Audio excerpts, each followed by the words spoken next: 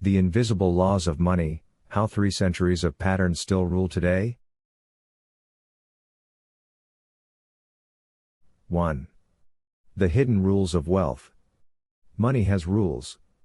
Not the kind you'll find in a constitution or a classroom, but the kind that quietly decide who moves up and who stays stuck.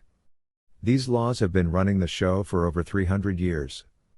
And here's the twist: most people have no idea they exist. So what does that actually mean? It means the world of finance isn't chaos. It's choreography. Patterns repeat, wealth migrates, and the game always favors those who know the script.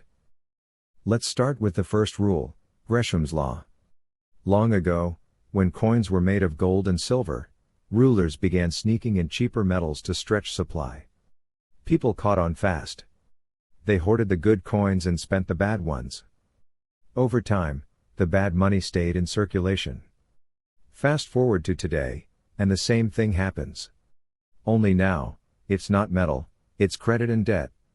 When central banks flood the world with easy money, that cheap money drives out good habits like saving and patience. People start chasing returns instead of security. Footnote. This section introduces the first law of money, how bad money drives out good, both in coins and in behavior. 2. The flow of new money. Next up, Richard Cantillon's idea from the 1700s. He noticed something sneaky. When new money enters the system, it doesn't sprinkle evenly like rain. It floods certain fields first. Those closest to the source, banks, corporations, governments, get soaked. Everyone else just gets damp.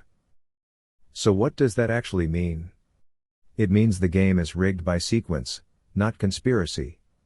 The first receivers of money, investors, executives, and financiers, gain wealth before inflation catches up. By the time the average person feels the stimulus, prices have already gone up. It's like being invited to dinner after the food's gone cold.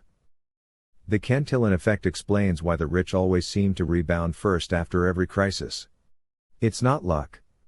It's timing. Footnote. This section highlights how new money enriches those near the source, showing the built-in imbalance of modern finance. 3. The pattern of inequality. Now comes the real kicker, the 80-20 rule, also known as Pareto's Principle. It says roughly 80% of results come from 20% of participants. And in money terms, that means 20% of people control 80% of resources. Left unchecked, it keeps concentrating until it's 1% holding almost everything. So what does that actually mean? It means the economy isn't broken, it's efficient at doing what it's built to do: reward those who understand it. Hard work matters, sure, but knowledge of the system compounds faster than sweat. The structure doesn't care how many hours you work, it cares where you stand in the flow of money. Funny thing? This law pops up everywhere, from wealth to social media. A few take most of the pie, while everyone else argues over crumbs. Footnote. This section explains why inequality persists, showing that the distribution of wealth follows predictable mathematical patterns. 4. The modern repetition. These 3 laws aren't relics, they're running today's show. Every bailout, boom, and bust follows the same choreography. Bad money pushes out good. Early receivers profit. The rest chase shadows. Since 1971, when money became pure credit, this loop has been on overdrive. Governments print, banks lend, and everyone else feels poorer. Inflation erodes savings, assets climb, and those owning the system multiply wealth. Meanwhile, the average saver fights gravity with a broken parachute. So what does that actually mean? It means history doesn't repeat, it compounds. And the only way out isn't rebellion, it's repositioning. Learn how the current flows and move closer to the source. Footnote. This section connects historical laws to modern economic cycles, showing how past patterns shape current outcomes. 5. What to do about it? Okay, so now what?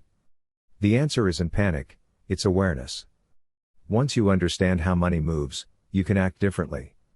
You stop reacting to headlines and start planning like the people who built the system. Buy things that hold value. Own productive assets. Avoid debt that doesn't create leverage. The system rewards ownership, not effort. And that's the part no one teaches in school. So what does that actually mean? It means the next financial reset will follow the same script, but this time, you'll know the lines. Footnote. This section encourages informed action, recognizing that understanding money's laws allows smarter positioning and resilience.